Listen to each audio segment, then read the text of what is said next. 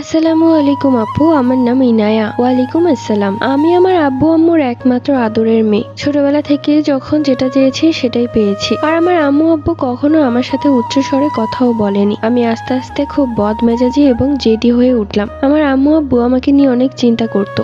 আমি এত জেদি। বিয়ের পরে স্বামী শ্বশুর শাশুড়ির সাথে কিভাবে থাকবো। তারপর আমার বয়স যখন 18 হলো, আমার আব্বু ঠিক করলো আমাকে বিয়ে দিয়ে দিবে তার বিজনেস পার্টনারের ছেলের সাথে। ছেলের নাম রাহিব। সে বর্তমানে এখন তার বাবার বিজনেস সামলাচ্ছে। রাহিবের বাবা এবং আমার আব্বু ছোটবেলা থেকেই বেস্ট ফ্রেন্ড ছিল। তারা অনেক আগে থেকে ঠিক করেছিল আমার সাথে তার ছেলের বিয়ে দিবে।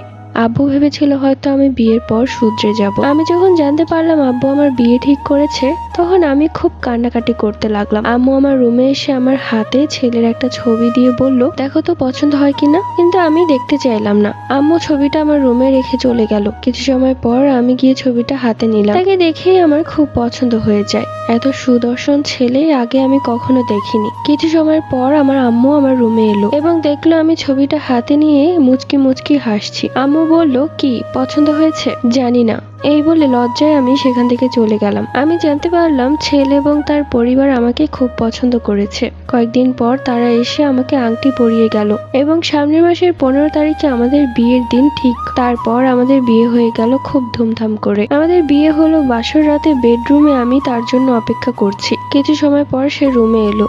ভয় পাচ্ছিলাম খুব এবং লজ্জাও পাচ্ছিলাম। কখনো আমি কোনো ছেলের সাথে কথা বলিনি। তারপর সে আমাকে সালাম দিয়ে আমার সামনে বসলো। আমাকে সেই দিন দেখতে অসম্ভব সুন্দর লাগছিল।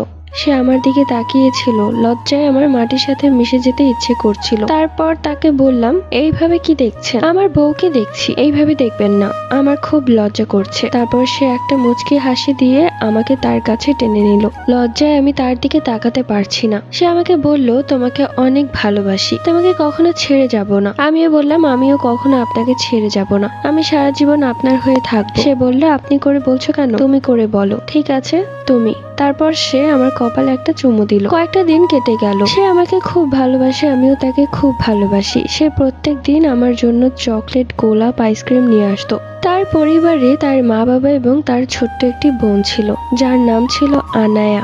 সে ক্লাস 10-এ পড়তো। তার মা বাবা আমাকে অনেক ভালোবাসতো, নিজের মেয়ের মতো। আর তার বোনও আমাকে ভালোবাসতো নিজের বড় বোনের মতো। কিন্তু আমি মাঝে মধ্যে তাদের সাথে খারাপ ব্যবহার করতাম, কিন্তু তারপরে তারা কখনো কিছু বলতো না। রাহিবও আমাকে অনেক বোঝাতো, কিন্তু কিছুই বুঝতাম না। কিছু হলেই বলতাম আমি আমার আব্বুর বাসায় চলে যাব। এইভাবে কয়েক মাস কেটে গেল।